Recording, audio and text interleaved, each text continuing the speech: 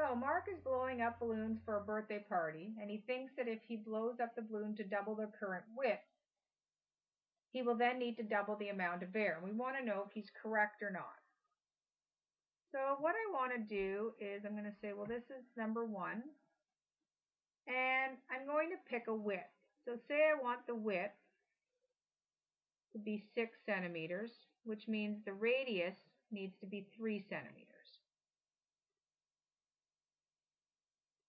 So then what I do is I say, okay, well, this is a sphere, and I'm picking dimensions because they didn't give me any. So I need to pick ones that I want to use that I like.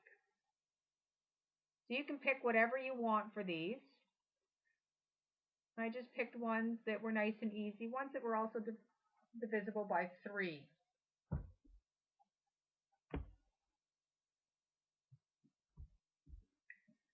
So now I can do 3 cubed, which is 27.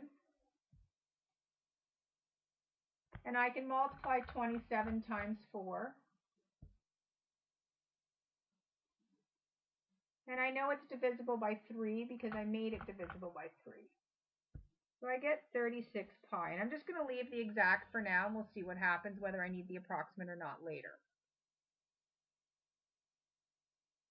And then what I want to do is I'm going to go and do a second balloon because I want to verify whether Mark's assumption is correct or not. So he says that if I double the current width, so my current width is 6, if I double it, I get 12 centimeters, or a radius of 6 centimeters. Now I'm going to see, well, what is the volume of that balloon? So I'm going to go ahead and do exactly the same thing that I just did. But I'm going to do it with these dimensions. So now I'm going to put in 6 for the radius. Again, I just picked these. These aren't anything. You can pick whatever you want because they haven't given you dimensions. They're asking you just to prove whether he is correct or not. So now I'm going to do 6 cubed. And I get 216. And I'm going to divide that by 3. And I want to multiply that by 4 first. And I get 864. And I know that's divisible by 3. So I get 288 pi. So to verify if he's correct or not, I'm going to take the new dimensions and divide it by the old ones and see if I get 2. So I'm going to take 288 pi and I'm going to divide it by 36 pi, and let's see what we get. And I get 8. So it's actually not double, it's 8 times the amount. A couple of other ways I could have done it is if I divided 36 by 288, I should have gotten a half. If I take 36 pi and times it by 2, I could get 288 if it was correct. Okay, there's a couple of different ways to verify it. This is the one I chose. So I know that it's actually not double, it's 8 times. So is he correct? Therefore, Mark is not correct.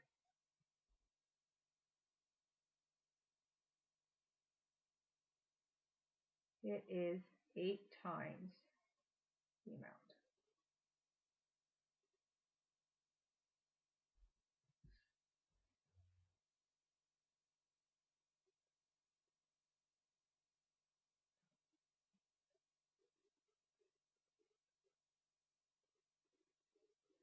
Okay, if we look at the next question,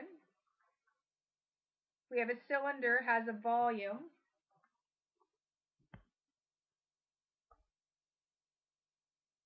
of 390 centimeters cubed.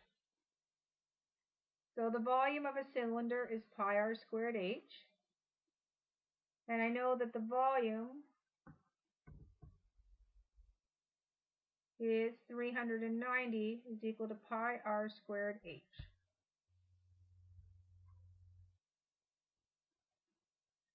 A cone has the same dimensions as a cylinder. What is its volume?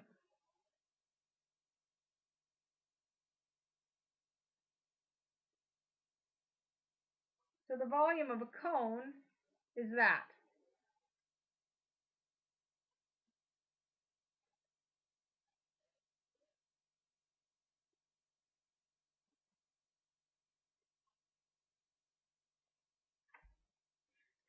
So I know that pi r squared h is equal to 390. So I can replace pi r squared h over here in the cone by 390.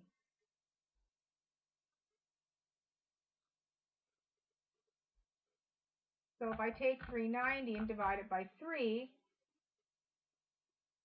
I get 130 centimeters cubed for the volume of a cone. Because if you recall, the volume of a cone that has the same dimensions as a cylinder is always 1/3 that of the cylinder. Or a cylinder is 3 times the amount, the volume of a cone, if it has the same dimensions. So all I need to do is take the volume of the cylinder, divide it by 3, and I will get its volume. So I can say, therefore, the volume of the cone